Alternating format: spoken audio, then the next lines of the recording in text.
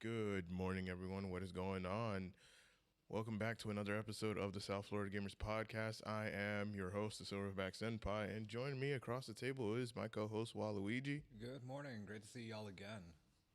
And joining us is none other than the man himself, Herbz. Yo, what up? What's up, everybody? What's going on? What's good, my dude? What's up to everybody in the chat? I see you guys over on Facebook. Chris, Matt, what is going on, you guys? Hopefully y'all doing well. Y'all staying classy as always. Hey, Ismail, what's happening? How you doing this morning? Is this the same Chris from Virtual Suplex? No. Oh, thank God. That was the funniest. I think, yeah, it is. Okay. Even better. Coven, what's going on? How y'all doing this morning? Welcome, everyone. All right, so let's go. All right, go ahead and get started with this. This episode of the podcast is going to be available on all the audio hosting platforms like SoundCloud, Spotify, iTunes, Google Podcasts, and Anchor. And for video playback, it's being streamed on YouTube, Twitch, and Facebook, which will also be available there as well. So without further ado, me and Waluigi, we always recap with our previous episode. And before I do that, I gotta play this.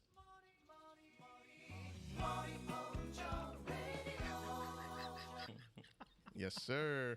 I finally updated the soundboard or whatnot, so we're gonna have some crazy sounds for y'all to enjoy, especially for the ones that are listening. So Yeah, it's a JoJo reference. yes. And last podcast was the Smash Cast, our very first of the series, and I do hope to have many more. So Agreed. That was actually a lot of fun. yeah. Oh my gosh, the peak comedy that happened. Bro, that episode was insane. Yes, they were the best smelling Smash players. Shout out to Aerodust, Choco Taco, DGK, and Joy-Con. Good.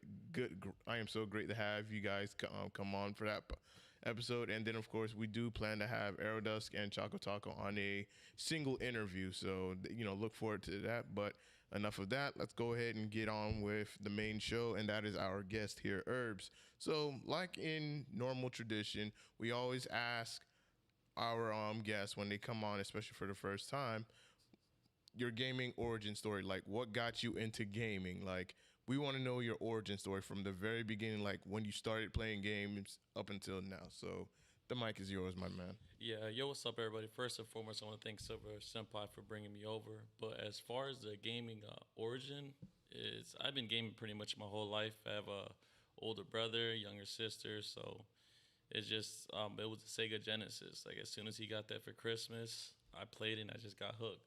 Sonic the Hedgehog, you know what I mean? So ever since then, I've just been gaming, keeping me out of trouble, and just continue to grind on the gaming.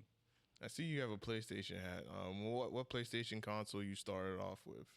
PlayStation is definitely going to be PlayStation 1. Hey. You already know the PlayStation 1. I'm like a PlayStation fanatic and Nintendo, so definitely God of War is by far like one of my most favorite like franchises, along with Last of Us and Uncharted 2, yeah.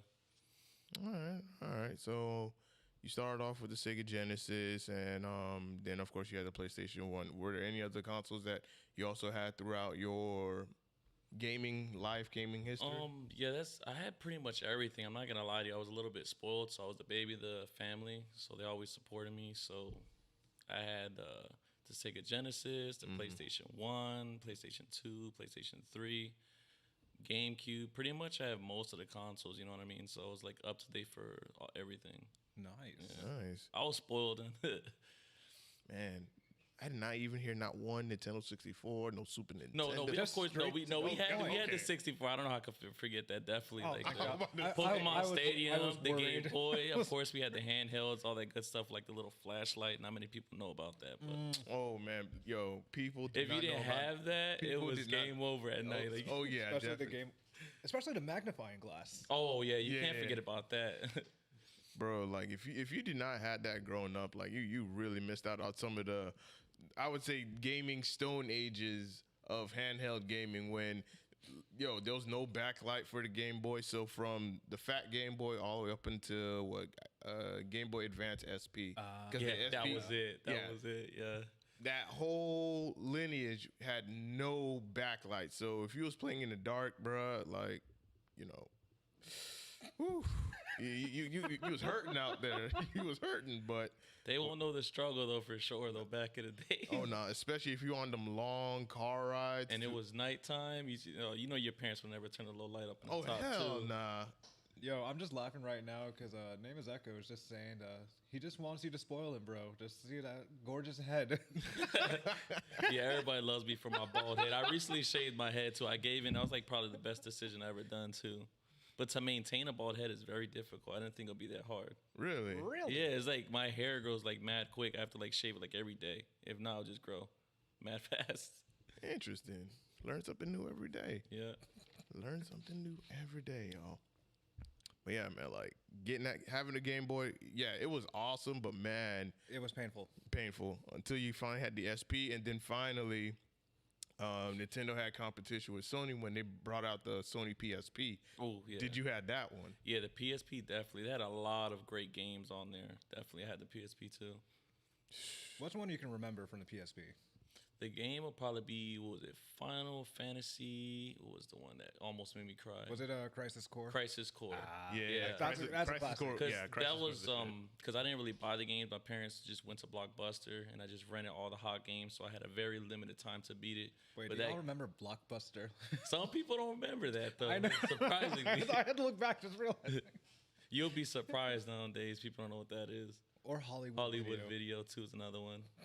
Yeah, Crisis Core was legit. Like that was literally one of the best Final Fantasy games that I played. It And was. honestly, that was my first Final Fantasy game. Mine Really? was one. Yeah. Yeah, especially the ending, because I always try to use like all the potions. You're supposed to like fall down, and it took me like almost an hour. So I just kept using potions and potions and potions. It was like insane. It was just like the inevitable was happening, and you just had no choice. I'm like, am I supposed to die? and that bites. Yeah, but it was a fun game for sure. Oh yeah. So, what were some of your favorite games from each of the console generations, if you can remember? We start from the older ones. Yeah. Sega. Let's start Sega. Would definitely be Alright. Sonic. Sonic would be hands down one of my favorites. Ooh. 64. Y'all probably, hopefully, y'all know what this because everybody's a big fan of Mario Kart. Mario Kart's always cool, but I was always a big fan of Diddy Kong. Yes, I sir. have it Diddy actually. I Kong still have my Racing. copy. Yes, sir. People don't understand how crazy that game is. Like, I would love for them to implement those features in that game and transition into Mario Kart. That game would just blow up. Just Yeah. give me a little open world, hover car, like all that craziness. Like Nintendo. I just got to ask y'all one question. Can y'all just do like an HD remaster of Diddy Kong Racing? Please, like Diddy, bro, that's or all Diddy we Kong need. Racing Deluxe or Wait, something. isn't it from Rare technically? Yeah. In theory, it could be for Xbox. In theory. I mean, Listen, Microsoft. but then again, with Rare, you also, because Rare and Nintendo, you have some Nintendo characters that are also in Diddy Kong Racing, like Donkey Kong. Conker's Bad Fur Day. Oh Yeah, yeah. yeah, I you can't forgot forget about that. That game is really good.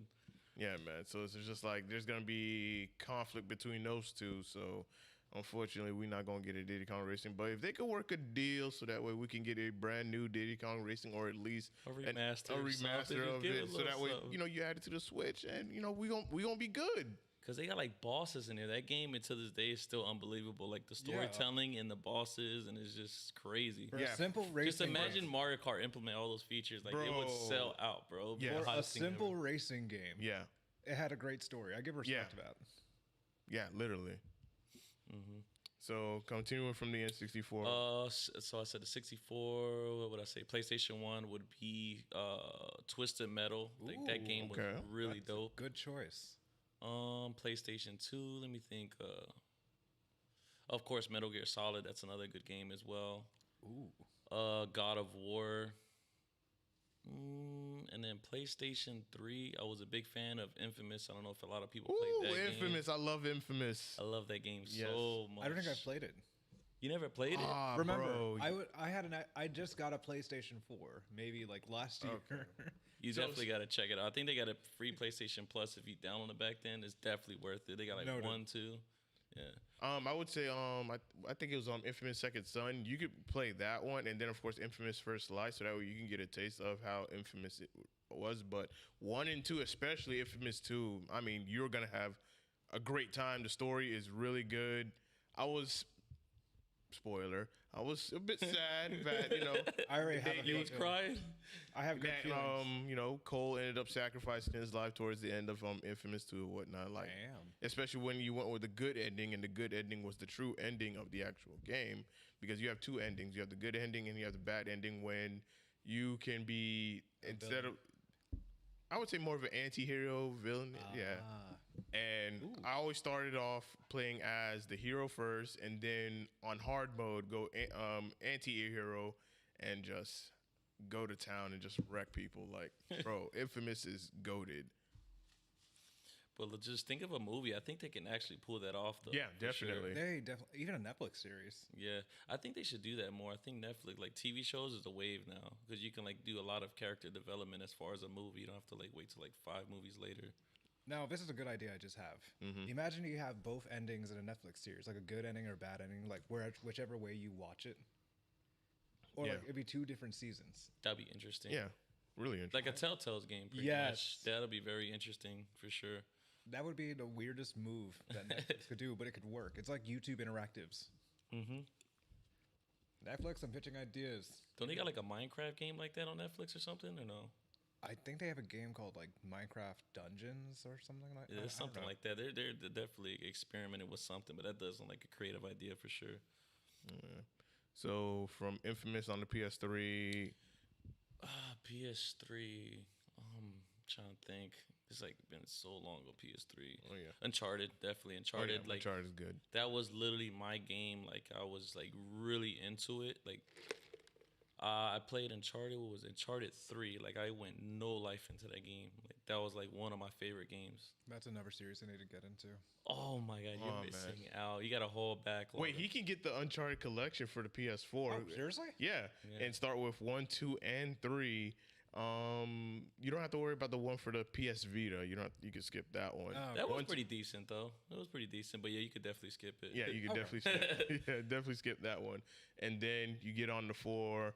The other one, I think it was Lost Something, where you had Chloe and the other chick. It's Lost Odyssey, I think, or something like that. It was with the 2 chicks. I didn't get to play that one. I heard it's really good. It was supposed to be a DLC, but they made it a standalone game. Yeah, Oh. I gotta play yeah. that one. Like, bro, Waluigi, get the Uncharted series. you are not going to be disappointed. 2? Oh my, bro, I love 2, especially when they had their very first multiplayer. Uncharted yeah. 2 multiplayer was nuts.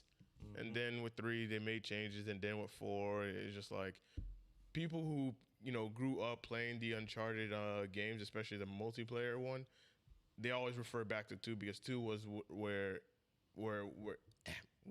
it was its golden peak. Like that was the highest it could go, and then of course it just then went downhill because they you know how some developers want to be trying to cater to a different crowd of people, so that way it can be more accessible to more instead of just sticking to just the bare bones that you had. Okay. Yeah, That's what they do in these newer games nowadays. yeah, They just get too greedy. oh yeah. So from the chat, Halvin Lee just said Netflix did that. The interactive idea I had, Bandersnatch. Oh, okay. It's a Black Mirror series. I haven't seen the show yet. I'm so behind. And then Ismail just said that they're actually getting a re-release of Diddy Kong Racing. Really? I hope so. Because Fingers I know crossed. Nintendo Switch just announced the emulator, right? Or so, not the emulator, but the Their N64 cloud service. Yeah, service or whatever. Yeah. Yeah. And it has multiplayer, so that's really cool. Though. Isn't it $50 a year? yeah. Ouch. But that's the same as PlayStation and Xbox, though. You ain't wrong. Yeah. You ain't wrong. Then Echo was saying, what about Killzone? Oh, Killzone. How can I forget about that? Yeah, definitely. Killzone was really popping, especially the PS2 version. I used to always play that with my brother. Oh yeah. Like, nonstop. That game was really good. And then you had Killzone 2 for the PS3, which was so good. And 3, it was good. And the ending was, I would say, a little bit weak on the ending and whatnot. And then you had Killzone Shadowfall for the PS4, which Graphics was OD for that. That thing was crazy. I'm so Yeah. painfully uncultured in PlayStation lifestyle. Please forgive me. we forgive you, my guy. We forgive you. But Killzone was definitely one of PlayStation's best shooters. Coming up, especially during the PS3 era when they were PlayStation was really getting more heavy into the shooter genre. Like they had, Killzone. They had Resistance. I don't know if you remember Oh, Resistance. how am I forget? It's like I have a trouble like remember, but yeah, that was definitely another classic game as well too. Like the PS3 because that's a new IP. Like many new IPs is like doesn't become successful, but that was definitely one of them. Yeah, and then also SOCOM from the PS2 era. Oh and yeah, then PS3. I remember that game. Yeah. And then things took a downhill when SOCOM 4 came out. Then you had the PlayStation hack, and yeah. Oh, don't remind me. That was what like 2 months or something. Yeah. Of downtime. Oof. Yeah. Yeah, You couldn't play I online, remember. and that was during the time when I don't know if you remember when Mortal Kombat 9 came out. Yeah. And people wanted to play online, but they couldn't because of the PlayStation Network was down. Bro, I was like, I want to play online. I cried. I wanna I play. literally checked online like every day I woke up. I like to check to see if it worked for 2 months straight. That was wild, bro. Yeah, and then I was seeing going on YouTube and seeing people who were on Xbox just playing Mortal Kombat 9 I was online. I was one of and those I was guys. getting salty. I was just like, bruh. I was legit one I of was those like, guys bro, playing Mortal Kombat. I was like, bruh, I'm about to go out to GameStop, go cop me an Xbox, get Mortal Kombat 9 because I needed that fixing because I'm tired of watching these gameplays, these combo tutorials. I was like, bro, I want to play online. I'm missing out.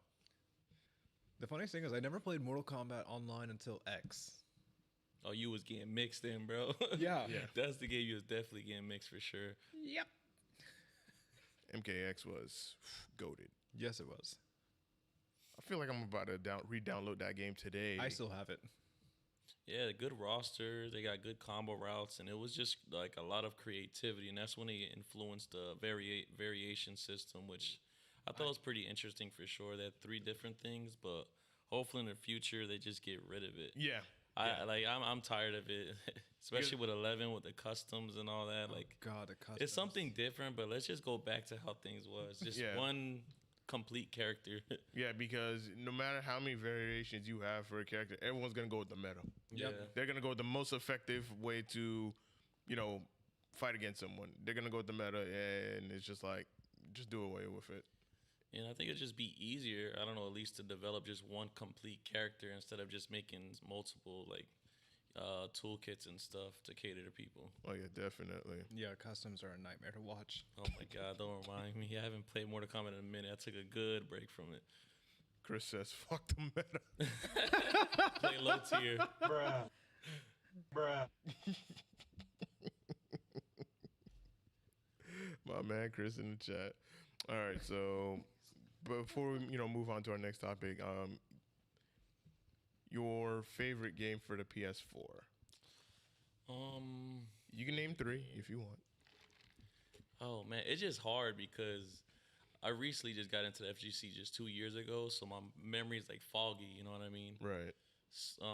And ever since then, I couldn't really play a single player game. But if I had to say PlayStation 4 game, I don't even remember the last. Oh yeah, God of War, of course. That's like my all-time favorite. And then Uncharted. Those are the 2 that I remember like off the back of my hand. Gotcha. Okay. All right. Like God of War is just everything to me, and I'm definitely looking for the new one. All right. So our next topic is, what does gaming mean to you? Gaming mean to me, it means pretty much everything. Cause without video games, God knows what I would have been doing. I would have probably had like 5 kids, 6 kids. I don't even know. So yeah, it's really important. I met a lot of amazing people. I built a great community called Island. I love them with the bottom of my heart, and it's just so cool to just see it just continue to grow and grow and grow. You know what I mean? Mm-hmm. Yeah, definitely. But yeah, the reason I built it is just to see everybody improve in fighting games and try to introduce people into the fighting game community like I did. Yeah. That's so cool. Cause I was like really competitive when I was young, like sports and everything in video games. Mm-hmm. But the crazy thing, like how I got into FGC is just wild. Is I used to work at Tire Kingdom, Right. Sales associate, and what we do was we'll go to the customer's car, get the information.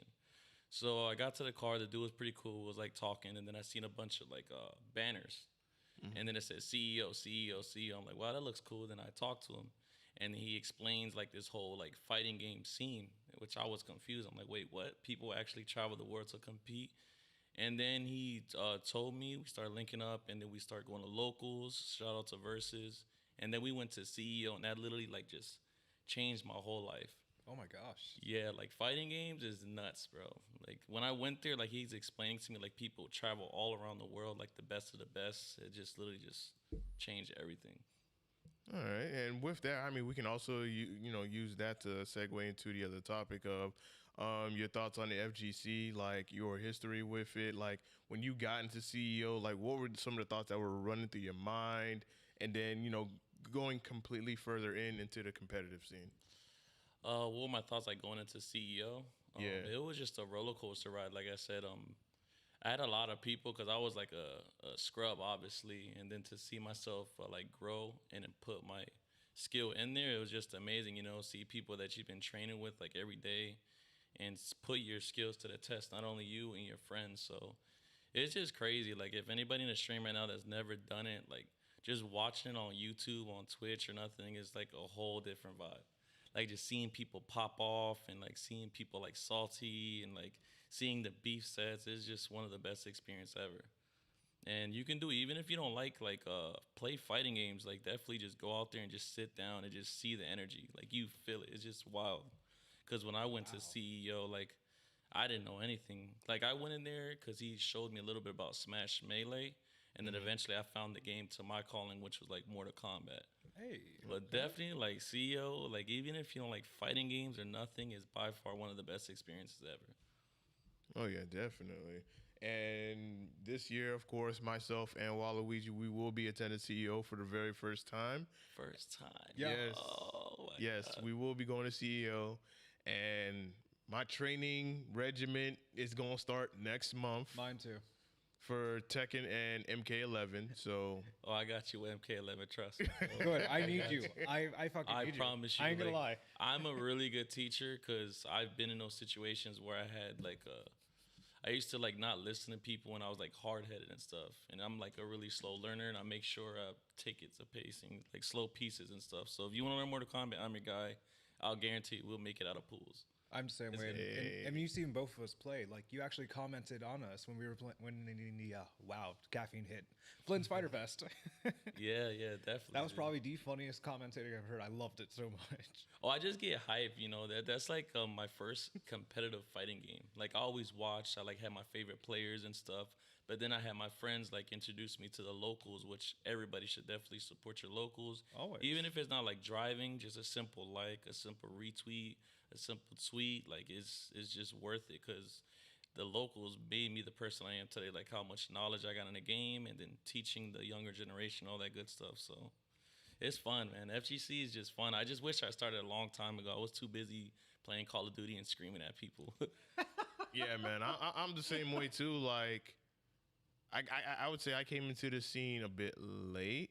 Like at least the competitive scene. Like I would always like growing up, I would always like, especially during the PS2 and early PS3 era, when when some people would bring like their PS2 or their GameCube to the art room at high school or whatnot, and just play against people there. And I would get some wins, get some L's or whatnot, and then of course after school, still playing at the school or going to a buddy's house and just continue to play there. Like I was so big into Marvel vs. Capcom 2 when it came out, Capcom versus SNK 2 when that came out. What else? Street Fighter Third Strike. Oh wow. I played that.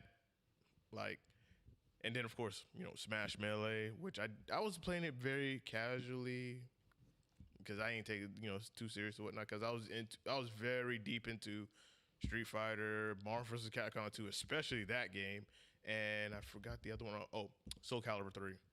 Huge Soul Calibur fan, yeah. And I was just playing that growing up, and then as I got into my early 20s, that's when I jumped into the shooter genre, and I was playing much of that.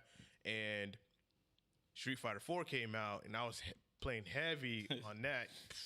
Who was your main though? Whew. Watching you play It had to be the terrifies baddest of the baddest, because I ain't be picking the baddies, I had I know you be picking the baddies. No, I didn't. I had three mains for Street Fighter 4. Dudley, El Fuerte, and Zangief. No Cammy? No Ibuki? Nah, none of them. Judas. None of them. For Zangief, I use them to just to spam the command grab because it would really fuck with a lot of people. Like I would spam the command grab so much with Zangief and just, bro, you. Of course, people say Modern Warfare 2 had the most toxic in-game chat, right? Oh, but bro, Lord. if you played fighting games back in the PS3 era, especially when we did not have party chat and you could hear the other person, talk and shit and whatnot, like Street Fighter 4 and Mortal Kombat 9 were my favorite go-to games for online toxicity. The cheese. The fucking cheese. Bro, you beat somebody so bad, and after that, they start cursing you out, saying all this negative shit, and then, of course, sending you hate messages and whatnot. And I'm just like, bro, get good. Or I would just, roast them right back. Like, bro, you fucking trash, bro. Like, you garbage. Literally, I got roasted one game after losing, and then I popped off in Mortal Kombat 11 online. I was in your stream, and then I got sidetracked. Who do you play in Mortal Kombat 11? Well, you see me play as Jade. I do Kano, Collector, and then I dabbled a little bit of Shao Kahn because of somebody. Oh yeah. Not pointing fingers. Oh Actually, yeah, did he mercy you? yeah. Oh my He god. brutalized me. And I had to go Collector just to throw him off. Yeah, fuck Collector. Yeah, I started super late in the FGC. Like, the first online competitive I played was Mortal Kombat X. And I learned from my buddies in Utah, TS Cosplay and Lazy Pool. And then I didn't actually compete until Mortal Kombat 11 with you guys, which I find so hilarious. So I'm definitely nervous for CEO, but the FGC seems so fucking cool. Oh, it's just gonna get wild. You're gonna get like once you go there, you're gonna be so hungry for more. You just want to grow and just get better and better and better. Oh, when you mean hungry, I thought I was gonna have to order food or something. I mean, dead serious, actually. Yeah. Like, I don't know how I'm gonna feel when I do go to CEO because I know I'm gonna have an amazing experience and whatnot. But I did say in one of my tweets, like I would say about a week ago or whatnot, where I said that after this year, like after 2021 going into 2022, I'm not gonna be competing anymore. I'm just gonna be just playing for fun, whatnot, and just playing for casual fun. But if that changes because of my experience as CEO, then you already know why. Like, yeah. Senpai went to CEO for the first time. He did say that he was not going, he's not going to compete anymore. He went to CEO for the first time and like, fuck it, he's competing now. It's just that life gets in the way, and it's just putting in the time to get good at the game, learn the mix-ups, learn the matchups, going out the locals or whatnot. Yeah, it's just it just takes time, and it's just like, man, I wish I got into this as early as possible. But then again, social media at that time was in its infancy stage, so you did not know about locals unless you had connections with people that actually went, or unless you stumbled across it like I did. Yeah. I literally showed up to Flynn's without an idea what the hell was going on, and I showed up to a Mario Kart tournament, and that's how I got competitive. Yeah, I didn't even know they had Mario Kart tournaments, to be honest. Yeah, they do. Yeah, I think I've said this one time in a podcast, but I got stood up on a date all the way in Davie, so I ended up going back up to Margate just to play Mario Kart. Snap. And this is how I'm a member of Flynn's. Yo, but they're sweaty in Mario Kart. The funny story of Mario Kart, I was like it was a funny thing you mentioned about dates. I was dating this one chick at the time, and I invited her over to play Mario Kart. Little did I know she was like a professional at Mario Kart. Like, what? She spanked me so bad, bro. It was not even funny. I was like, this is going to be a free dub. Let me cook this right quick. I almost but yeah, choked. she destroyed me so bad. It was not even funny. She was doing like all the shortcuts and stuff. I'm like, oh my God. Oh, no. I got cooked. Yeah, I sure. lost a guy who was like super popular. I ended up getting fourth my first tournament. That's not bad, though, fourth. Yeah. I know. Now I'm just here chilling. But yeah, I'm like really excited for you guys, like CEO. Like once y'all step in, it's crazy, and you're gonna be competing, right? And you said of course competing. It's gonna be cool for sure. You're doing 3 games, right? You're doing Grand Blue, Mortal Kombat, and Tekken.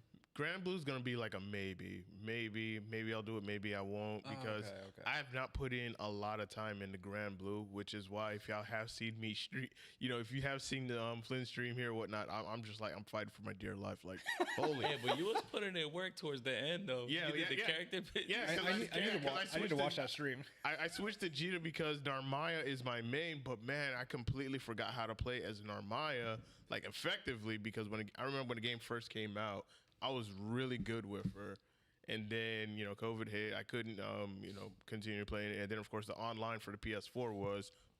So I might as well just, like, if I want to continue to play Grand Blue, I need to go to PC way. I need to go to PC route. Yeah, PC's, like, because the community is still there, but definitely PC is, like, the only way right now. Yeah, it's like if I want to get good at Grand Blue, I got to go PC and just, work from there. Mortal Kombat, of course, the online, it's okay. It's all right. Tekken, oh Jesus Christ! Yeah, Tekken online. I need you. I need you to teach me how to play Tekken again because I never learned how to hit strings properly. For those that are in the chat, yeah, especially some of my Tekken guys, y'all know how online Tekken is for the PS4. Like, bro, I could literally knit a sweater and still wait for my fucking match to go. Bro, I never got into Tekken. That's I one could of the funny cook dinner. games I never played. I could literally get a match on Tinder, make a whole conversation, get blocked, and then still wait for my match. Like that's a process and a half just to get a match. I mean, they did like last year they did make some updates where now you can see who's using Wi-Fi and who's using actual hardwire. I mean, that's great and all, but that doesn't help. That doesn't help at all. I mean, now you can see why the connection was so bad, but then again, you have some people who have like, blue connection, not using Wi-Fi, and the game kicks you out and just like, what the fuck? Like, it's not me, it's not them, it's just the game just kicked them out. Don't they got like the Wi-Fi indicator now? Yeah, they have that, yeah. Yeah. So you could at least they snitching them out, you know what I mean? If they playing on wire or not. Like if I know I'm gonna go up against someone, it's like, let me see your connection. Oh, you're using Wi-Fi. Okay, so I'm already going in like, all right, there's gonna be some lag, there's gonna be some delay. And Coven says Smash Online. Yeah, Smash Online is just fucking atrocious. Oh my god, it's worse than Tekken. Yeah, it's and that says worse. something. Yeah, it's worse than Tekken. That's what I've like. seen some tournaments as like I wouldn't even put myself through that stress because it's like online you can't really control much. You know what I mean? That one spike, but that thing has multiple spikes. Especially how important the movement in that game. No, I wouldn't put myself through that. And you've done online tournaments before, right? Yeah, I've done online tournaments, and I hosted a majority of tournaments online too. It's been a really good experience, but it is definitely those situations like, because online and offline is like a whole big difference. I don't know if you played online tournaments. Like, yeah, online tournaments is crazy because there's some situations that you just can't control. Like there be like situations where the game will hiccup or lag spikes. It's just wild. And especially there's online gimmicks, which is actually gimmicks because offline you have more time to react to it and stuff. Mm. Oh yeah, definitely. Which is why people, if you're tired of playing online, just play offline. Like I would even see like people on Twitter saying that, the way how online is going, it's getting a little bit better. What's the point of going offline? I'm just like, bro, you can never be better than offline because you don't have to worry about lag. You don't have to worry about netcode. You don't have to worry about delay because all it takes is just one moment and it fucks up your game. At least offline, the only thing you got to worry about is someone not desyncing their fucking controller. That's it. That is it. That's the only thing you have to worry about when playing offline is someone not desyncing their controller. And check your buttons. You want to make sure you check your buttons too. That's true. Yeah. Like do a button check so that way, hey, your inputs are solid. They're okay. You're good to go. Because I know some people, they just go in straight through. And then if they lose, they'll be like, something's wrong with the setup or whatnot, or I wasn't putting my inputs. I'm like, you should have just done a button check. Yeah, funny thing we speak about button checks because me, I like to do my button checks like on stream because I want to play the best of my ability. So I do the button check and then I'm checking my buttons. Then my opponent's just standing there like this, and I'm looking at him like, I hope his buttons mess up like legit. I like look at him. I'm like, I hope your buttons mess up. So we go into the fight. I like win the first round like really convincingly, and then he puts up like his controller like this. He's like, and I just zoned him out. I'm like, nah, bro, you're gonna have to hold that L for sure. Exactly. And then he went up to me. He's like, oh, my grab button wasn't working. I'm like, hey, you should have done a button check. Should have done some checks, definitely. Man. But yeah, speaking with like the online and offline experience, definitely like try to go offline if possible because I heard a story that Summit has been playing online for a really long time in Street Fighter. You know how the connection is. Yeah. And he went offline. I think it was somewhere in Texas. And when he went, I think he won or he maybe came in second place. Oh my God. Yeah, he's been playing online. He never experienced it, and so far he's doing really well. So That's good to hear. Oh yeah. yeah. Shout out to Rodney as carry. That is really crazy, and it was stacked too. It was like some killers in Texas though. Plus, offline's a good experience to be social. Yeah, social. It's just fun, man. Like it's just crazy. Definitely encourage everybody to go. Oh yeah, because you don't want to just be that one. Like even here at Flynn's, we do have some people that are like socially awkward or whatnot. But I, for myself, I try to be as inviting as possible to them. Oh, me too. One, to make them feel comfortable, and two, help them gain that confidence of being around people, having conversations with them or whatnot, and just helping them improve themselves while being out in this scene, because you do have people that are not used to being out in public, being in a large group of people, and just socializing with them or not. Because usually, and I'm pretty sure you've seen it when you've gone down some locals or majors, where you'll have like some people just like completely sectioned off away from a lot of people, whatnot, because they're still in that shell. They're and it's just, you just got to be patient with them and give them time to come out of their shell, so that way they can interact with people. It's just like school, like all over again, pretty much. Yeah. You know what I mean? Like we come, we just introduce them, and then see them grow from there. Oh yeah. Yeah, break the shell out. Yeah, that was my steps as a cosplayer and as like a gamer as well. Like I didn't really make many friends until I started talking to Silverback more, and man, I just became more social with the community. I'm like a fucking introvert, and not many people will believe that. Same as me. But I try. I always be more of an extrovert. Like some people may see me as an extrovert, but like I'm more of an introvert. I'm more to myself. Some people don't see that a lot, but especially when it comes to doing stuff like the podcast or whatnot. Waluigi knows that. Yeah. And of course, when it comes to setting up stream, like I'll handle everything because I'm so used to just doing shit on my own and getting shit done. So, but he literally knows, like, if he needs anything, he can just ask me. So that's why I just bring food every time, or I just do whatever, merchandise or whatever. Yeah, he's like supersonic when it comes to the setups and stuff, though. I know. I'm like, just let me know if you need help. I'm the same way. I'm like, Silver, come on, bro. Let me help you out one thing. I know you can do everything. Let me try to make it just a little bit easier. But he's like myself when it comes to that as well, too. Like, you just feel like it's easier just to knock everything out. Yeah. I'm like, realistically, I need help. I will open up. I am not afraid to admit it. All right, so our next topic is, and this is for all of us, games we're looking forward to in 2022. Ooh. So we'll start with you, Herbz. Me, 110% God of War. Favorite game of all time. That game just looks beautiful, and the previous installment they did was very interesting, and I love the route that they went to. So me is 110% God of War. Okay. Waluigi? So I'm looking at games that are actually coming out, and I forgot that we mentioned some. Like Pokemon Arceus, then there's Gran Turismo 7, Dying Light 2, Horizon Forbidden.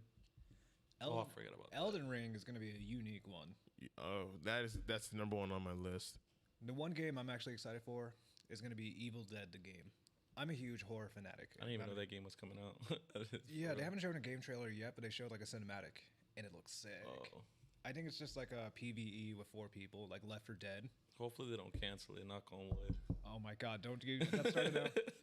But the one game I'm kind of curious about is Suicide Squad. Kill the Justice League. Interesting. I don't know if you've seen the cinematic for it. No, I have not. It is intense. I'll check it out. Let's see. I'm looking at other games. But what about you, bro? For me, of course, number one is Elden Ring. That's the number one on my list. The second game I'm looking forward to for next year is King of Fighters 15. Oh, how can I forget about that? I'm looking forward to that, and I'm hoping, like, my goal for next year, especially with that game, is to build a really strong community with that, and hopefully, the people here in the locally in South Florida will, support the game or whatnot. Because I got into King of Fighters, I would say with King of Fighters either 12 or 11, and I played it very casually. When King of Fighters 13 dropped, I played it super hardcore, like really hardcore. When King of Fighters 13 came out, like to me that was like my favorite one. 14 dropped, played it. It was okay. Still getting used to the changes and whatnot, but it was okay. Ooh, but there's more 15, games. I like, I like the, direction where they're going with it and whatnot. Hopefully the online is a lot better. Hopefully. I think that's why they're delaying it, if I'm not mistaken, right? Yeah, because I think it was supposed to come out this year, and then they delayed it to February of next year. So I'm looking forward to King of Fighters 15. I want to build a strong community off of that, and see where it can go. Because I know King of Fighters get like zero love down here in South Florida. It's I don't think there's any. Nada. zero love. I'm definitely interested in learning. I love branching out because my first competitive game was Mortal Kombat, and now I'm starting to branch out to other games. And I'm actually seeing like so many differences. Like in anime games, the momentum and the speed is just crazy. They have like Melty Blood. That game. I don't know. I think or that Guilty game- Gear Strive, literally. Strive is more. I can like get with that because the speed is not as fast. It's faster than Mortal Kombat is not, but Melty Blood is like on a whole another level. Really? Yeah. I have to look at the gameplay. Yeah, it's really fast. Really good game as well too, though. But yeah, I'm definitely branching out, so I'll be definitely looking forward to King of Fighters. I seen the inputs look OD though. They got some wonky inputs, like some diamond-shaped inputs or something. Yeah. What? Yeah. Yeah, for real. I heard it's crazy. The Yeah. combos is nuts, but it's definitely a satisfying feeling once you get those inputs mastered. Oh yeah. Yeah, I can definitely announce some other games that are coming out within next year if you guys like to hear. Yeah. Yeah. Let's see. We have Blood Bowl 3. Don't know what that is. Me neither. It's supposed to be like a fantasy football, but more bloody. Total Warhammer 3, actually. For those Warhammer fans.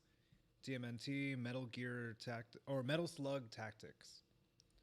Bomb Rush Cyberpunk. I've seen a trailer of it. It looks like one of those skateboarding games. The aesthetics is very nice. Splatoon 3 for those Nintendo weirdos.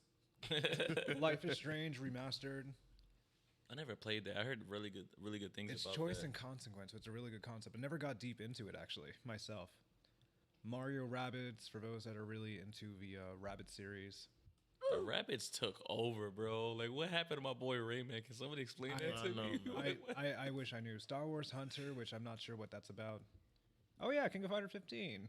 There we go. Yes, sir. Breath of the Wild 2. Legend of Zelda. Marvel's Midnight Suns. Oh, shit. In 2022, Avatar. The actual movie. They're actually having a game. Avatar Frontiers of Pandora. It's one of those world action adventure games. It's finna be trash. It probably is. Let's be real. Lord of the Rings. Wait, a Lord of the Rings game? Like, what is it, online or? I have no clue. That's what I'm just I'm checking. like a huge Lord of the Rings fan. That's the only reason why I asked. I love Lord of the Rings. I've only seen the first one. And I've never seen the rest of them. Oh, Please forgive me. Lego Star Wars for those that are into the memes. Nada. Okay. Other than that, Dying Light 2, Sifu, which I've heard briefly about. Basically, Yeah, that game looked interesting. yeah, basically you die, you grow, you just like regain life, but you're just a year older, or you just get old. Interesting. Other than that, not many other interesting games popping up besides the Rainbow Six Extraction. What a DLC was it, like Yeah. aliens or something? It's an expansion, I guess. Yeah. And then God of War Ragnarok. Yep. Yes, Oh, That game's gonna sir. be hype for sure. Oh yeah, and also Hogwarts Legacy for those Harry Potheads. I never watched Harry Potter. Am I missing out or no? No, I showed up. Nah. I went to Universal after MegaCon, and I said this to a lot of people, and they looked offended. Yeah. Ouch. I'm a bold person. Yeah, 2022 for gaming. It's going to be a good time. It's going to be a good time. I'm just hoping that they announce a sequel for Tekken, hopefully. Doubt it. A sequel? Yeah, I doubt it too, but I'm hoping. I think so. With these new generations of consoles, I think they're getting ready like Tekken and Street Fighter. Yeah. So what I'm thinking is they're probably not going to make another Mortal Kombat, but another Injustice. I think Or that they'll would go only the- make sense. To Or, be honest. oh no, because I was about to say maybe they'll go the Marvel route, make it like a Marvel fighting game. But then again, I just remember NetherRealm is owned by Warner Brothers, and Warner Brothers is DC. DC. Yeah, so I think it'll only make sense to go Injustice 3, to be honest. They already got a formula. 1 was pretty good. 2 was good. So Then if you play Mortal Kombat 11, have Joker's DLC, he makes a reference of Injustice. yeah, saying like a third one will be an Injustice or something like that. I know. Hopefully, we'll see what happens. I'm definitely eager to see the next installment for NRS. So hopefully, we see something. Video Game Awards. That's what they did it previously, but I don't want to get my hopes up. Yeah. E3, baby. Waiting for that again. All right. Our next topic is you had to be their moment. So this segment, since you're new, this segment is what moment that you want to talk about where you like, you literally had to be there to experience this type of moment. Anything gaming related. Oh, for me, is a pretty like powerful story. It would be Evo. Like Evo is like the place for champions. Like if you talk your shit and you think you're the best, like you have to be there. You got people from Japan, literally all over the world, just competing in this one place. So long story short on that, Mortal Kombat 11 was my first competitive fighting game where I learned frame data, which is really important. So if you don't know frame data, you want to get better, learn that. So I learned it, started taking it seriously. Went to my locals. They showed me the frame data. They showed me neutral. And then once I started doing it, I started streaming, and then I built Island because I was wondering, once the game came out, I'm like, I want to build my own community, something positive so we can all learn all that good stuff. So when I did that, I started getting really good within 6 months, and then everybody started telling me, go to Evo, go to Evo. And then I always doubted myself, and I'm like, I don't think I'm good enough, So the next, they encouraged me. I did a donation goal. They helped me get my flight over there, which was pretty cool. And I had other friends, had other friends. I was really motivated. I felt my skill getting really good. So once I went to Evo, it was crazy. Like, the airport, I don't know, Las Vegas, they have casinos there. I don't know if you knew that. Nah. That's wild. I know about it. That is literally wild when I went over there. So, when I went with 2 other group of friends that got me better in the fighting game. And then the day of the tournament, like, literally, like, my body was shaking. Like, I was excited. I was nervous, everything. So I go, then you have your tournament organizers calling your name. So they called my name. First match, it was a DQ. So technically, I win. Second match, DQ. Technically, I win. So I guess you can say it's good and it's kind of most likely bad because you don't play. You don't get to warm up. Yeah. And then one of my goals before I went was I wanted to play on stream because that's literally like the craziest experience. You have like over like 5,000 people watching you, like over hundreds of people watch you in person. So before I even went out there, like my mom was really supportive of me when it comes to like fighting games. But my dad literally thought it was like the biggest waste of time. You know what I mean? Yeah. So before I flew out there, he just looked at me with like disappointing. He's like, you're wasting your time. You know what I mean? So I looked at him like, you know what? Just make sure you get ready to watch me on stream because I'm going to win. So that being said, after those 2 DQs, one of the guys told me like, you're going to be on stream. Are you ready? And I'm like, yeah, this is my moment. This is what I want. So I'm getting excited. I'm like sweating like crazy. Like it was just nuts. Like everything was like drenched in sweat. Like I was super nervous. Oh my gosh. Yeah, so I went and my homies are like supporting me. I told my peoples at the time when I worked at GameStop, my mom, my dad.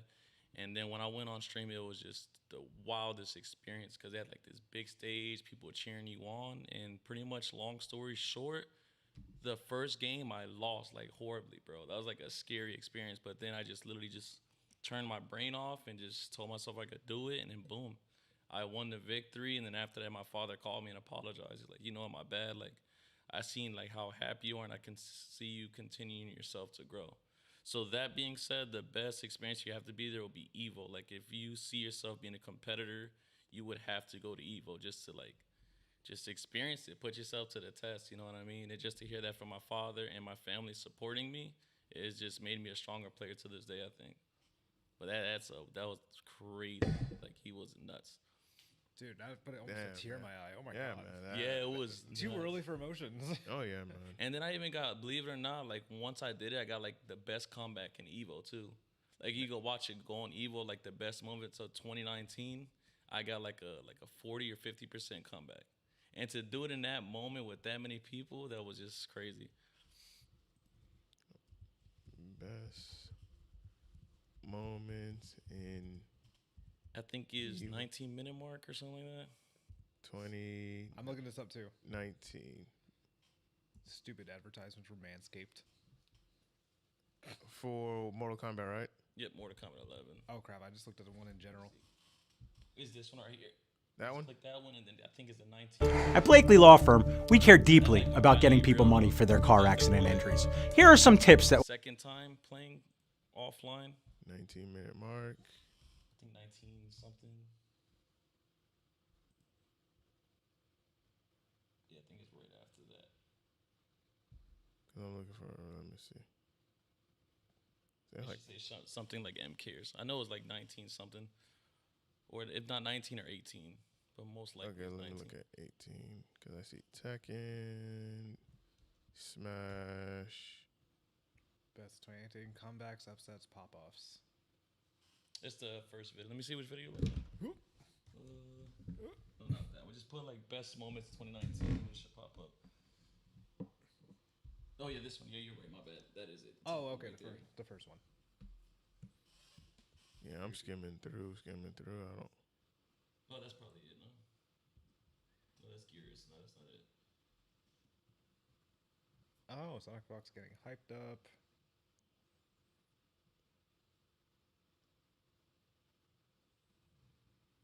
Okay, Sonic Fox shows up to CEO. I'm definitely gonna try to get an autograph. Let me see if I can find it on my phone to get the exact timing on it.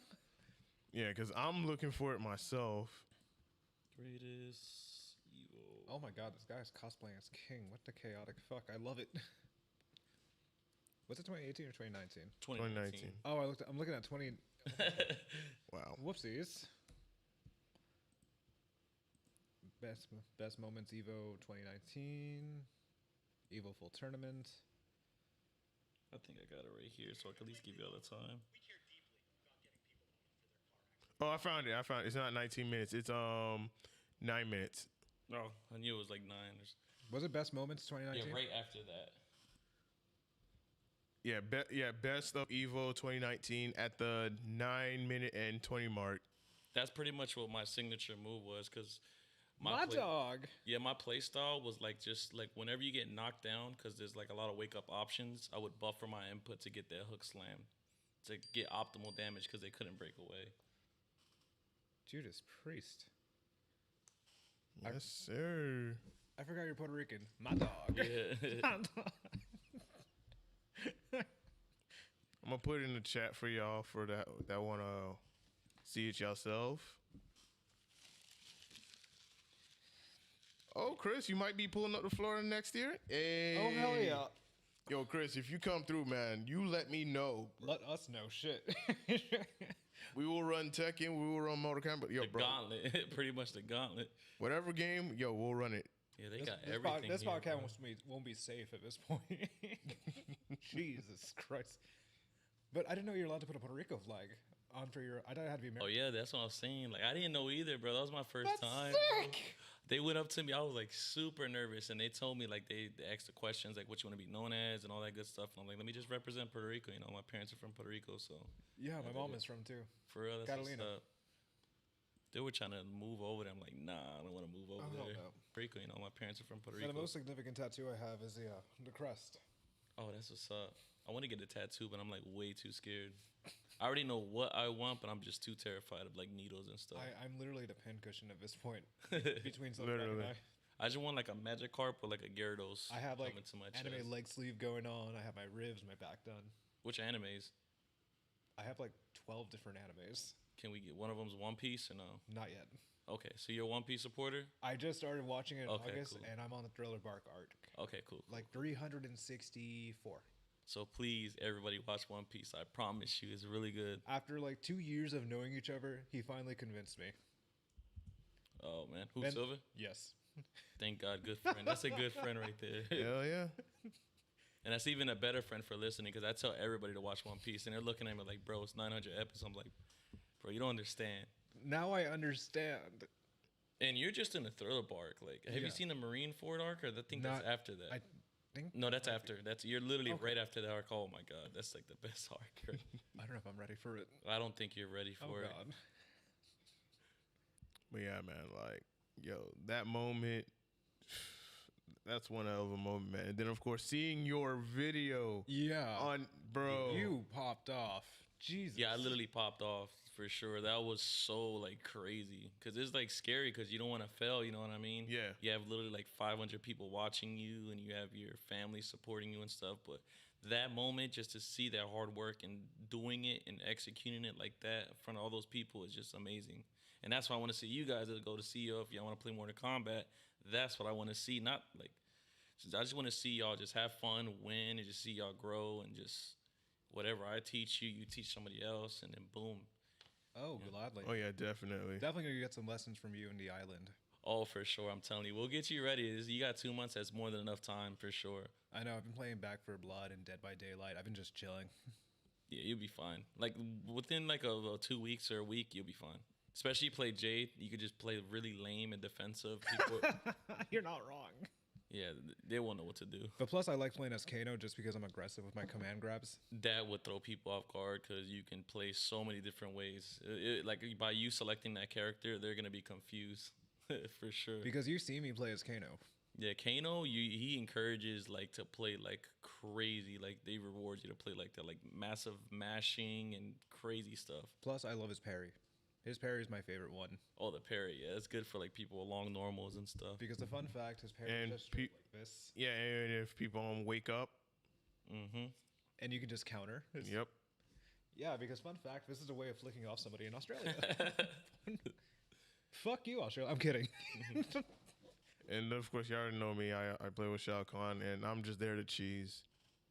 Oh, Pure yeah. cheese. But he does damage though. He's scary. He's really, really scary. Slow movement, high damage. I cheese. I just bait and cheese, and it's like once I get you in the corner, that's all I need. I remember that one time I played you in tournament because I was playing Cabal and he's broken with the customs and he does like 40% damage. And I remember Silver was flexing on me. He's like, what did he say Shao Kahn says in the He's game? like, "You he taunts suck." you, Yeah. you witless mortal, and he's just like taunting me full screen. I'm looking at Silver. I leaped in, did my combo, and it literally did like 10% damage. And I looked at him like, yo, what the hell? I didn't know it was like a debuff or something. Like he reduces the damage. That thing was hilarious. Oh, shit. What's up, Gabe? FGC Gabe is in chat. Yo, what up? Chris says, when can we get a One Piece style Fighter Z Oh. game? I caught that day one. Yo, bro, Naruto one's- versus One Piece or something like that. bro, like It'd be, Ninjas versus Pirates? Come on now. That'd it'd, be be a, hype. it'd be like a Jump Force, but 2D, which is actually good. Yeah, I want 2Ds. Yeah, I'm tired of like arena fires. Like it's just Arenas. like they're all right, but it's just I'm sure we'll see some in CEO for like the money matches and all that. Oh yeah, that's another thing y'all gonna see, bro. Oh my god, money matches. Like, can you is explain wild. money matches? Because I'm a little bit lost when it Yeah. comes to that. Bro, money matches is just crazy. It just could go from online and then people could like talk shit and then they meet up offline and they bet like lots of money. And that's like the most important match because you have something to lose for.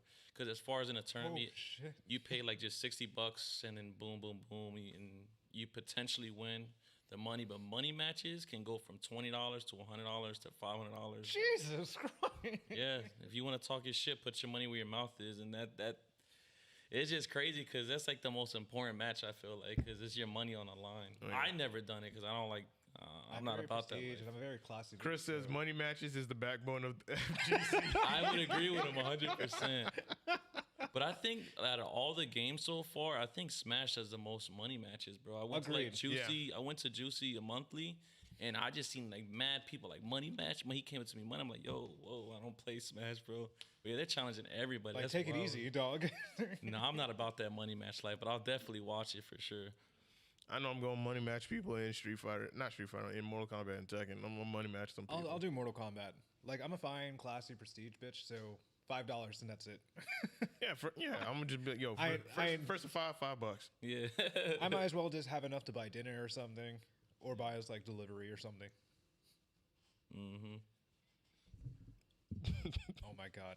Chris says, I used I'm to afraid of have chat. money matches in Ultimate Marvel vs. Capcom 3. Bro, that's one stressful game, but You a I lost menace. like so much money during those days. You are not a menace. Never mind. Savage.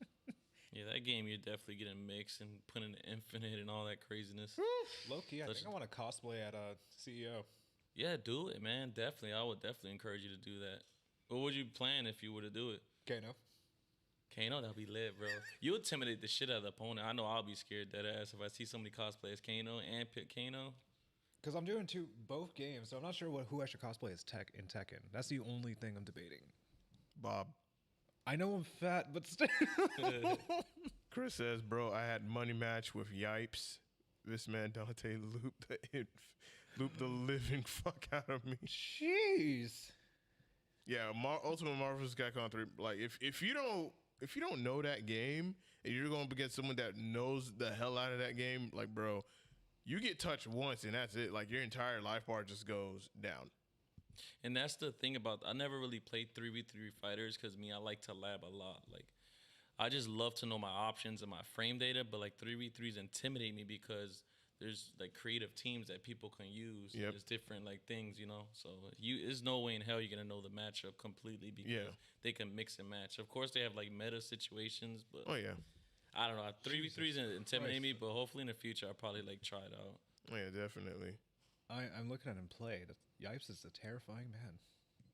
Oh, and yeah, you just recently said you got like into the FGC, so you got a whole bunch of gems to like look on YouTube, like legit. Yeah, because I've seen like that Evo moment everyone talks about for Street Fighter, how the guy just blocked all of Chun-Li's kicks and shit. That's what I'm saying. I saw that That's last year, wild. and that's what my mind blown. Then seeing Sonic Fox play and everybody else generically. The pop-offs, bro, it's just crazy. Watching, like I just watching HM Killa play. I just wish I'd done a long time ago. Same bro. here. Like, Me I was too too. busy just Call of Duty, Mountain Dew, Monsters. I'm cursing people antisocial. yeah. It's like once you get into the realm of FGC, it's like, yo, The sky's the limit, Yeah. bro. It's like everything, bro. And it's just the most like thing I love about the FGC. Like literally nothing matters. Like you go and everybody loves it, and that's all that matters. You know what I mean? yeah, They don't care. yeah. Aside with the casual drama, which I just like. Oh, that's like irrelevant when it comes to offline. That's because you have your keyboard warriors. They say I'm gonna do this and do that, but offline, it's not gonna happen. Yeah. They're not gonna allow that. Nah. Govan, we do not talk about Bob. You fucking gave me PTSD when I played your tournament one time. You perfected the shit out of me. Oh, What? me? Yeah, you don't remember that? You have it clipped too. I don't remember this. You're looking back like, oh, I don't know what you're talking about, but I know like 4 or 5 people probably clipped. He that probably shit. got it hit in his folder right there. It's like his whole. See, Listen, I don't remember. I'm not even mad. I wasn't even mad. That was the funniest shit. I don't remember. That's all I'm saying. Yo, imagine y'all go CEO because y'all Mortal Kombat, right? And y'all first match is y'all two fighting each other. Wouldn't that be wild? I'm gonna be mad as fuck. I'm just like, Bro, that is God just challenging us. I'm gonna be mad as fuck if that happens. Like That is a we one- go to Who winning CEO. though? Who you think's gonna win though between y'all two if that happens? What's the score? I'm going me. It'll probably It's gonna either be game 3. It's gonna be game 3 final round. Me and Waluigi. and me pulling some slick shit. Yeah. Like if I don't cheese him, he's gonna cheese me. Exactly. That's gonna be hype though. that is I'm a definitely pinnacle gonna of be a, cool with that's a pinnacle of a friendship, literally. Like I will be mad as fuck if that happens. Out of one and how many players are in CEO? Like 1,000? At least I'll say maybe 600. that. It's pretty stacked though with all the games over 1,000 easily. Yeah, I'm And thinking, plus with the whole regulations and stuff with like all the pandemic, so it's a little bit lower. I'm thinking of Mortal Kombat in general. Mortal Kombat, I think what think it's- 200. I don't think that much. Probably like less than 100 or maybe worst case scenario 200. But since the game's cycle is pretty much done as far as like updates and stuff, I think probably like 150 or maybe less than 100. I honestly think. Now that's a 1 in 100 chance we face off against each other. You know, that would be pure comedy. I wouldn't even care if I'll I lost. record that for sure. 100%. Please do. Like, I'm gonna be mad as fuck if that happens. Like, god damn it. I will cry laughing. Like at this point, Hey, but the good thing if y'all both fight round one, at least one of y'all won't go 0-2. that's true. Like, hear me out. Our first match, if we go against each other, rock paper scissors. That'd be Fine. cool, like a rock paper scissors like tournament. In a stream, if we get streamed our first match, rock paper scissors, hands down. Oh, I'm gonna be sweaty as fuck. Then if we on stream, I'm being sweaty as fuck. But y'all definitely gonna be nervous on stream, like at CEO, bro. It's wild, bro. Like, if you see both of us stream, we're 2 different people. Like he knows I'm vibing, and I'm like, oh no, like I'm actually freaked the fuck out. Yeah, I can imagine, dude. I have like an And anime voice going on. And like you said, you never competed like in that many people, bro. No, like, I haven't. You can't show your fear because they feed off that, bro. Like they see you like nervous or you're shaking your head. That's like the worst thing you can do. Like I promise you. Oh, I have general internal fear. External, I don't show it. That'll be perfect. They're gonna Ray track then for sure. Like I just fake being over dramatic just to show effect, and to make a stream lively. Actually, the only time I haven't faked it was going against Butter Punch. Oh, that's he's We had a draw, and it was the funniest thing. Like I threw my hammer, he drew a spear. We both had a draw, and I'm just screaming, laughing. Yeah, Butters is definitely the OG. He's one of the peoples that I met in Versus, one of the locals as well, and we definitely pretty much grew at the same time. Yeah, like, we interviewed him learning last everything. year. I love that guy. Yeah. Butter Punch is funny, bro. I wonder if I could find that clip because that was the funniest shit. And I remember one of the Mortal Kombat tournaments here. I think I went up against Zentai and his Shang Tsung. And I was like, Shang Tsung is, going to try to zone me or whatnot. Okay. That was like my first impression. I'm like, all right, I think I got this match in the bag. And I lost. And I was just like, what the fuck? Because I thought all right, I got Shao Kahn. So I'm like, all right, should be simple. Should be easy. I fought a lot of Shang Tsung before. I never fought Zentai Shang Tsung. And Oh, yeah. I learned that day.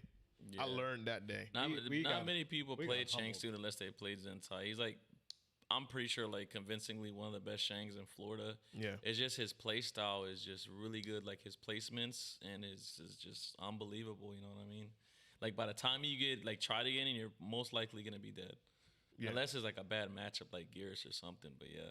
True. And not many people play Shang the way he's intended because he got great normals and they try to play him like weird. Like you have to be patient. Because if not, you're going to get chipped out and all that crazy stuff. Yeah, I learned that day, and I was just like, what'd I do? Fuck. Like what, dude? Just lay there and die. But definitely, we will have another Mortal Kombat tournament again, and it will be at Fighter Fest Season 3, which will be in January. So you heard it here first. Fighter Fest Season 3 will be in January. Well, that's for all the titles, right? I mean, all the games? Yeah, I plan to have, of course, Smash, Melty, Guilty Gear Strive, Ooh. Mortal We're Kombat. starting off the year strong then, bro. Mortal Kombat's coming back, and it'll be the final one. Street Fighter's coming back, and I think that'll be the final one. And yeah, I think that's about it. And of course, Grand Blue will also be there. So Street Fighter, Mortal Kombat will be the only two games that will be returning back. Yeah, I'll definitely do it for the one time for sure. Yeah, because my original plan was to at least do it in December, but December is such a stacked It's month. stacked, yeah. Yeah, we're gonna be all over the place. Yeah, so it's just like, yeah, we might as well just push it to January. Not the first weekend because that's going to be New Year's, but the weekend after, Friday, Saturday, Sunday is going to be Fighter Fest. I think it makes sense. Starts the year off with a bang, you know? And I plan to get 3 championship belts this time instead of one. One being for Smash, another one being for Melty Blood, and another one being for Strive. Ooh, Class C. I Oh, like where this man. is going. I'm definitely going to have to swing and get my Jackal there though, for sure. Oh, yeah. Oh, yeah. I've been seeing the Jacko putting in some work. I'm trying, bro. I'm just glad, man. It's Is that like just one of your gaming waifus? low key, yeah. She's so cool though because like I'm a big lab monster. I can like literally spend countless hours in the lab just crafting. And what her playstyle, because most of the characters in Strive is really linear. Like everybody pretty much plays similar, like the optimal playstyle. But her is like crazy. Like I could go in, I can zone. It's just so much creativity with her. And to actually see me finding the setups and executing a match is really cool. But the only thing, her health is really low, so if I get hit, I'm most likely going to die. So pretty much stay away from Gold Lewis, stay away from Oh my God. Nago, stay away from... He would literally Ramathal. kill me in one Soul. hit. Yeah, like everybody's really scary. But the thing is, I can like force it to be a one-player game with these minions, you know, because the minions make it my turn over and over. Yeah. Plus the meter and all that is just nuts. And just to see that execution, like just keep your opponent trapped to the corner is awesome. Yeah. All right, our next topic is pet peeves. What pet peeves do you have? I know I have a pet peeve, but I'm gonna let you go. I just don't like when people like make excuses and stuff all the time, you know. That'd probably be like number one for me. Real talk. It's just excuses. Like me, I'm just a go-getter, you know, and just do it. There's like nothing should be stopping you. There's like nothing at all. There's literally people, like I just recently found out, I don't know if you guys did, the blind FGC, and they're very strong in Mortal Kombat. Like super duper duper sweaty. And I learned a little bit more like how they play, and it's obviously the sound. And they have like interesting features in Mortal Kombat where you hear the interactables, they hear sound cues and stuff. Oh yeah. And they are good. Like they flawless block, they're just insane, super sweaty. And I even challenged one of them into like a blindfold match, and they folded me. Wait, as in blindfold, do you have like a random hidden select? Or No, I mean like legit me. I blindfold my eyes and I challenged him, and he bodied me like 10-0. Wow. And it's scary. Like playing like blindfold is like it's so much sound, and like I don't know what direction I'm in. It's just nuts. That does sound actually pretty cool. We got to try that out one of these days. You should definitely try it out. Like I played them, and I learned more. Like it's so much things in the FGC. It's just wow. There's people playing with their mouth, and I'm being serious, and they're godlike. People that's blind, people that don't have hands and stuff, and they're still gaming. It's just That is crazy. so cool. Yeah. That's what I'm saying. Like excuses. Like I see all this wild stuff in the FGC. Is like anything's possible, bro. Like legit. Like the information's there. Like yeah, that'll probably be my biggest pet peeve. Okay. Well, would you have any pet peeves? Wow, I've said a lot of them, but probably keyboard warriors as of recently. Yeah, I'd mostly say keyboard warriors. Just shut your mouth at least, or at least understand the circumstances of what the fuck is going on. Yeah, literally. Just tell them. Just say, pull up and money match them, bro. No, I was kidding. Pull up, we'll play chess. Yeah, let's go. All right, for me, my pet peeve, and this one's a recent one. This was last night during the Smash tournament. Really? That recent? He's calling them out. No, he's not. Calling us man. Yeah, this is recent and whatnot. And guys, Smash, South Force Smash. This is just a pet peeve of mine, and hopefully we can work better to make sure that this doesn't become a recurring thing. The GameCube adapters, please, when you disconnect your GameCube control from the GameCube adapters, don't let the GameCube adapter drop to the floor. Oh no. Do not let that drop to the floor, because what happens is when you let the GameCube adapter drop to the floor, it has a possibility of becoming ineffective. And if it's ineffective, that means you won't be able to get your inputs right, or it's not going to work.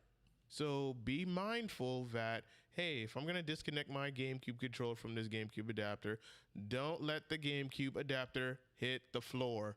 There's a reason why I always place them on the table, so that way it avoids that, especially when it's like rubber banded. So that way all you have to do is connect your controller, connect your long GameCube controller to the adapter, and then you just play it while the GameCube adapter sits nicely on the table. So that is just my pet peeve. Don't let the GameCube adapter drop to the floor. Other than that, we cool. We chilling. We vibing. Yes, sir. So from Twitch chat, FGC Gabe says, I wish he can go on with you again on a tournament. Hopefully soon. Yeah.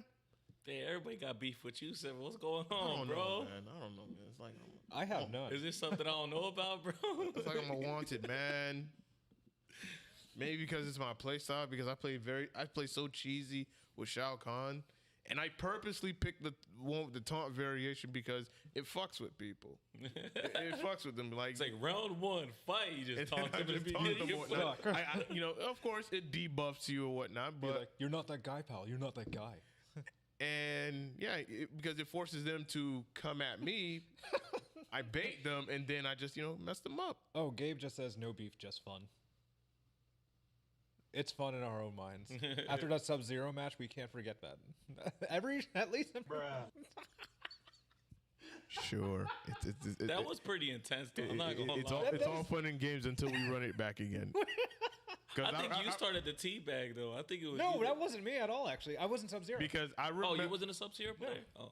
Because I remember that one match that me and Gabe had where Gabe started popping off during the match. He knows which one I'm talking about too. Oh, so that was Gabe was the one that was a Sub-Zero player, right? Not me. Oh, okay. Like okay. he was popping off a little bit or whatnot, and I was like, okay, I'm gonna just play extremely safe, and then I end up winning. Oh, God. And I think he came with somebody too. It was like one of his friends or something. He was like super salty. I was hyping them up, though. I ain't gonna lie. I like hyping people up. I know you were hyping me up. You were hyping us at the same time, and that worked so fluidly. I'm just like, don't do it to you. Like, don't pop off when the match has not conceded yet. Yeah, like, that's number one. You definitely don't want to celebrate too early because that happened to me. Like, I was on stream and I got super excited. Just wait till it's over. yeah. I see here very often here during our Smash tournaments where some of these guys, they pop off and I'm like, yo, the set ain't done yet, and then they get completely washed, and then you just see their entire motivation just go right down the drain. I'm just like, you learn. Don't pop off. Don't pop off. Just be humble. If it was a strong win, okay, cool, celebrate it, but don't pop off. It's like, yo, the match ain't over yet because he can still come back. And then lo and behold, they end up coming back. They lose all that momentum, and then they're outside, throwing a rage fit. I mean, I see it happen often, almost like every week.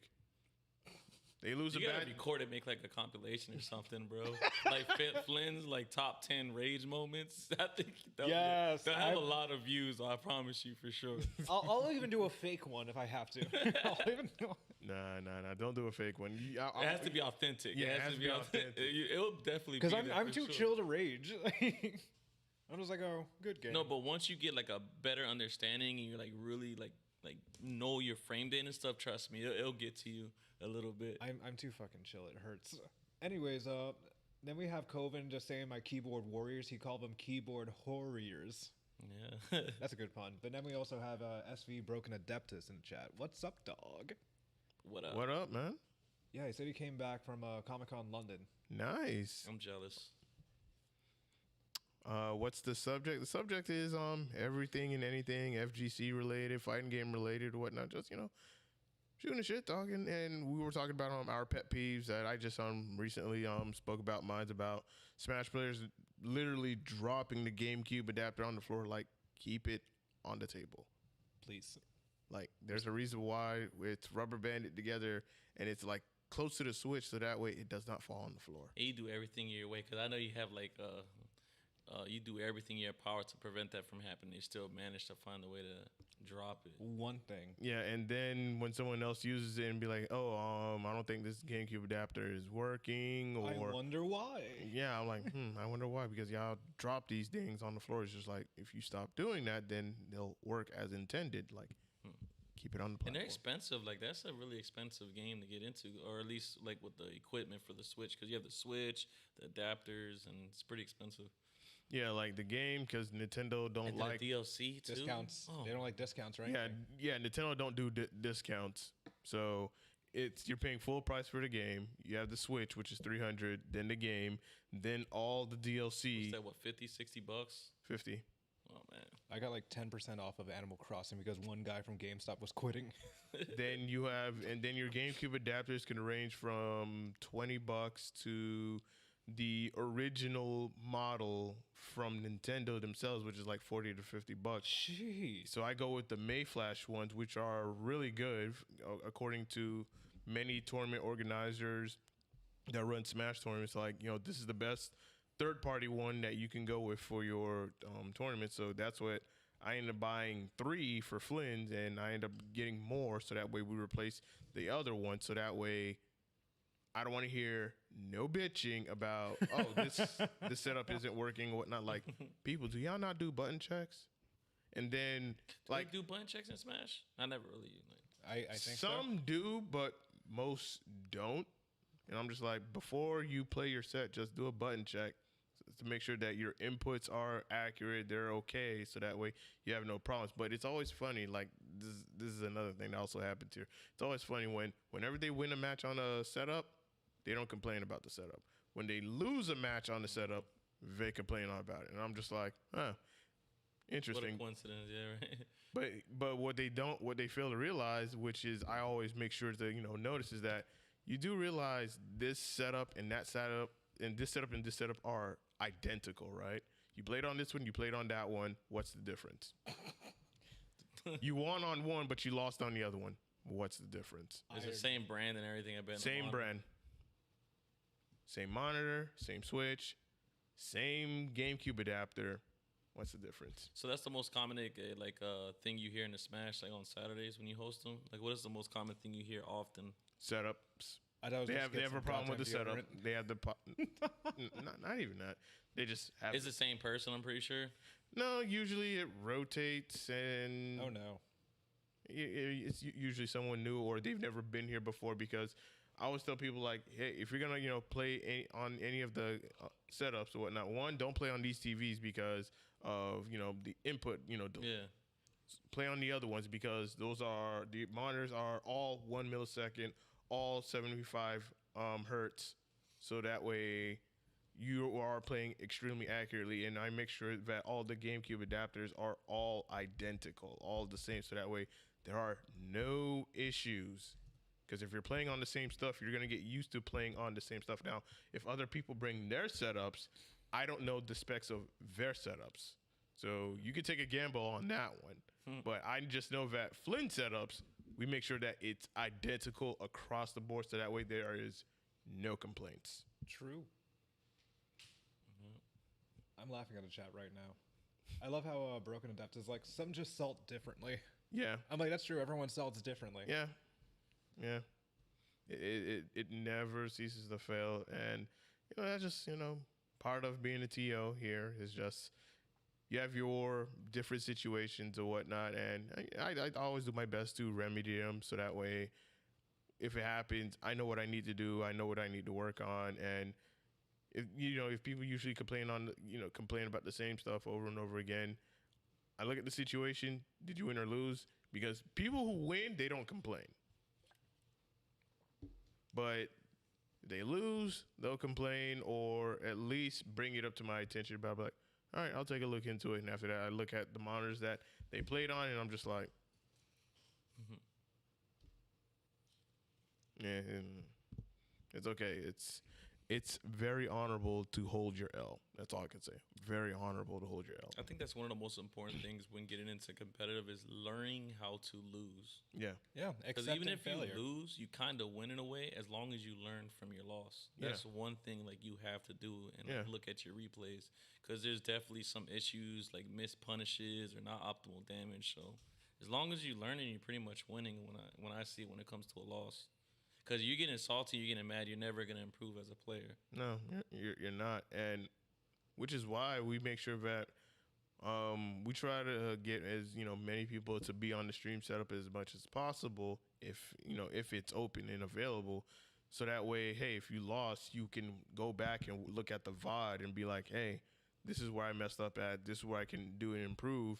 And I remember I said this like maybe weeks ago that what I do see a lot of people do, not just Smash Bros, but just a lot of people, coming here playing competitively, is that they panic. And when they panic, they start to miss input. They start to do things very unsafe. And I'm just like, yo, calm down.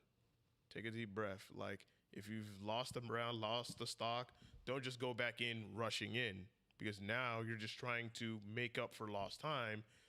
Calm down, just relax, and just assess the situation. Take your time if you need to. If you have the time to take time, then take your time. So that way you be like, all right, let me just, instead of letting this person play like they're reading me, I need to read them and then know how to counter them, so that way I can get the advantage. Like if they're playing aggressively, then start playing defensively, but find ways to counter their aggressiveness, so that way you can get them on the defense. Mm-hmm. Yeah, it's more like a good life lesson. Accepting failure, or sometimes openly admitting that you failed, and sometimes seeing what you can do about it and improve. That's like, even for the FGC, it's also a life lesson that not many people have learned about. Yeah. But I understand that with some players, especially with Smash, they're young and they got a lot to learn. But sadly enough, it's not even with the people that are under the age of 18 that are just like very salty when it comes to losing. It's also people that are in their early 20s. I'm just like, bro, there's always next week. You can do better. If you played on stream, then go back and see what you did wrong, see how you can improve, and then when you do come to Flynn's for the next tournament and you get to play on some casuals and some friendlies against people, then use that opportunity to learn matchups. Yeah, I think one of the main possibly issues is just when people build like a super big ego, because you know when people compliment you, and Yeah. sometimes people let that get to them and boost their head up, and it can make that could potentially make a loss tougher for them. You know what I mean? So Yeah. so definitely, like you always say, you definitely want to humble and just watch your replays. And not many locals have that, dude. Like the VODs and stuff. So just make sure you just do your homework and just level up from there. And most importantly, have some fun. Yeah, Yeah. that's number one. Yeah. Have fun. No, Yeah, fun. I learned after life when I went to sports in high school. I was always nervous because I was a wrestler, and my coach was like, "Hey, are you gonna have fun?" Yes. And I got my ass kicked, or I was kicking ass. One of those two happened. That is true. That's number one. I'll definitely say. Oh yeah. And that's wrestling too. That's one thing. Is you versus the other guy. There's no mistakes. It's only you if you mess up. Oh yeah, that's true. And that's how I learned how to accept failure at a young age. Yeah. Oh, yeah. And plus, I had a psychotic mentor. Shout out to you, Nate. All right. Our last segment is Q&A from IG followers. You got any questions? Let's see if it has updated. I got one. All right. This is from Virtual Suplex. All right. This is a serious question, guys. Okay. Is a hot dog a sandwich? Bruh. Bruh. Bruh.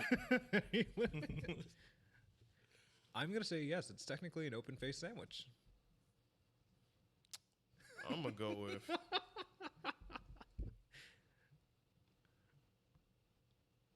Yeah, he thinking hard. Look at him. Bro, I have to think hard about this. Like, shit, it's a hot dog and sandwich. Like, All right, I'll say, I'll say no. Thank you. I'll say no. I'm saying no. Like, Why am I the only guy that says yes? I don't know. You weird. You ain't wrong. I am weird. I put that on Instagram too. This is perfect. That is an interesting question. All right, so with that being said, for IG followers, all right, so for those that are watching on stream, do you have any questions that you want to ask myself, our guest, Waluigi?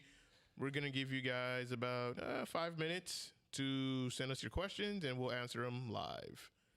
And with that, Herbz, you have anything that you want to, ask us or talk with us about? I guess I could get the interesting question started, because I'm pretty random myself. I asked you this question, but I haven't asked you this question. Should I be nervous? All right. And of course, everybody in the chat, this is by far one of my most favorite questions. Who wins the matchup between the gorilla and the grizzly bear? Silverback gorilla, grizzly bear, and what is the matchup? And this is like What's the real setting? life. The setting is training stage. training no interactables, no nothing. Just So this isn't like an FGC gaming tournament. It's like real life. no real life. Like you're you're commentating the event. A gorilla or a grizzly bear? Shit, this is a good question. Me? You want to hear my answer? Nah, not yet. Okay. I'm curious, and explain why you think that. I'm gonna go with a grizzly bear. Okay, cool. All right, I guess. Real talk, the bite force. The bite force within a grizzly bear is abnormal compared to a. Wait, grills don't even bite. Yeah, they do. They bite bananas. I'm just kidding. You ain't wrong. You ain't wrong. I just think they'll win because I feel like grizzly bears are like their paws, they scratch, and I feel like they fight more And they're compared to. fat. They're fat. But what do you think the matchup will be? And their fat takes a lot of bullets if you think about it. They have to have a specific bullet just to pierce a fucking bear. Or tranquilizers. Oh, yeah. Like, square up, Yogi Bear. I think there's definitely like 6-4 matchup for sure. Grizzly bear wins that. Oh, yeah. But if there's interactables, I think it's 5-5 for sure. With the gorilla. Interactables, are you talking about like fucking Like sticks? vines and stuff. Vines, This is extra tree stuff. trunks. Yeah, let me get a salmon power up. You're making me think deep, and I'm impressed actually. All right. Gabe has a question. For Herbz, what other characters do you play in MK11 other than Cabal? Cabal obviously is the main. Other characters that I like, that's actually a good question. Thinking another one. Believe it or not, I love Jade. Hey, Because she forces people to play, like you force them to play a certain way. Like when you're playing defensively with her range. Shang Tsung as well too. He's a really good character I like. So Shang, Jade, and then last but not least, Noob Saibot definitely. Because that's one of my things. When I play fighting games, I love to like test my opponents like neutral. Because if the opponent does not have neutral, you can identify that as quickly as possible. So those will be my other mains. It'll be Noob, Saibot, Jade, and Shang Tsung. Those are the characters. All right. Okay. Good choices. Yeah. I'm still laughing in a Facebook group where like Benito's like, Chris, run it.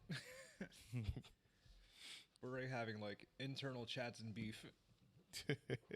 I love it. Yeah. Well, if we don't have any more other questions, I think we can go ahead and wrap this up and put a bow on it. Alrighty. All right. Well, Herbz, I would like to thank you for being our guest for our 41st episode of the South Florida Gamers podcast. It was great to have you on, and we look forward to having you on in future episodes. Oh, hell yeah. Yeah, definitely. It was fun. Appreciate it. Appreciate the opportunity. The fact that we live in the same area. He's the only person. We're in this like neighbors, podcast. pretty much. The only person in this podcast that's from West Palm Beach, besides me. I feel loved. I just recently found four-face buttons too. Like literally, he lives 5 minutes away from me. Seriously? Yeah, I'm like we're basically like so close. Wow. I know. Let's go get ramen later. Yeah, let's get it. Yeah. Waluigi, you have anything you want to end off with? Dude, it's so awesome to have you actually here. After meeting you at the Flint Spider Fest, I was definitely looking forward to having you, and this is a great moment and a great interview as well. Appreciate it. Oh, yeah. All right. Well, Herbz, thank you again. Can't wait to have you. I know, CEO, we're going to have one hell of a good time. Oh man, I don't know if y'all ready. Like I think I don't think think I'm you're ready. ready, but I I'm don't know not. if y'all ready. Like they even have after parties, believe it or not. So like if you go like 0-2, you do horrible. I don't know if you guys drink, but drinking is definitely an option to probably forget about that horrible loss. You're carrying me to the hotel room. Trust me, it's lit though. Yeah. But anyway, guys, we're about to go off and sign off. This is episode 41 of the South Florida Gamers podcast. You can also find the podcast on Spotify, SoundCloud, Google Podcasts, Anchor, and it says Spotify, and Apple Podcasts as well, Apple iTunes.